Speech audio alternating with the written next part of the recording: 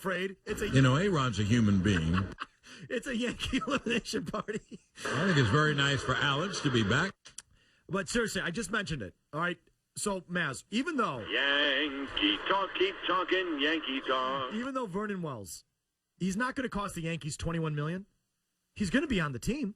Yes, in all probability, yes. And, Ichiro, it's only 6.5, so it's not like he's killing you against that luxury tax, but he's going to be your right fielder.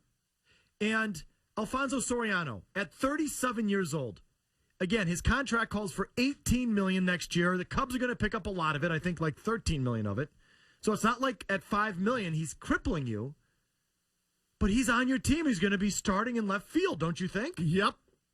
And Derek Jeter is not crushing you at $8 million. It might even be more, but they had his base salary next year at $8 million. And maybe there's a buyout, something that makes it more than that. But at $8-9 million, that's not going to cripple you, in and of itself. Except he's 39, he can't move, and he's your opening day shortstop. What are you going to do? Start him on the bench? Correct. So you're stuck. That's your team. And Mike, just to clarify too, let's say they don't want Vernon Wells. They still have to pay him. So even if they release him and they don't want him on the roster, for financial purposes, it doesn't matter. Right. I mean, and at $5 million or whatever that's left over after the Angels are done picking up his salary, maybe he is only $3 million a year, and then that's a bench player, and you actually afford that. That's what I'm saying. He's on your team. Yes. And even if he's not, as Matt just pointed out, it's going to cost you something out of the pocket. Cano's not going to take a hometown discount to come back. Nope. He might get close to 30. Granderson, Kuroda, and then if you're Joe Girardi, what do? His contract's up. Let's say the Yankees want you back. Do you go back? Which guy? Joe Girardi. Oh, the manager. Sorry, I thought you meant if you're Girardi, which player do you want back? No, if you're Joe Girardi and they ask you back, do you go back or do you look for another job? Go to the Cubs. That's where he's going, my opinion.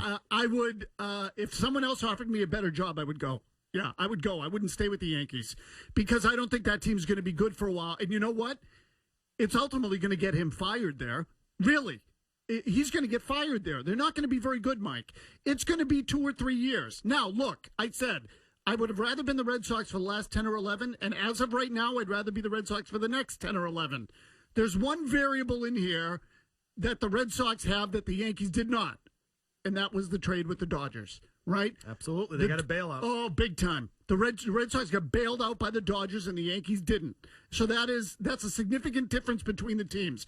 But even so, I'm trying to find some assessment, and I've asked people and I've looked of the Yankee farm system. Again, do they have a Bogarts? How close are any kids they have? I can't find any, and the ones that are there are projected for 2-3 years down the road. They are not going to have a good team here. This is going to go on for a while. They're not going to be good for 2016, 2017. That may be the case. Let me answer the Girardi question because I thought about it, and I think the knee-jerk thing is to say, get the hell out of there. Get out of there. They're not going to be good for a while. As you said, the Steinbrenners are going to fire you eventually. You're asking for a world of hurt. You got to deal with Jeter next year.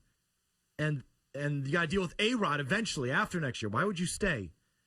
And then I thought about it, and you know what? It's still the New York Yankees. Are you going to walk away from the Yankees? Yep.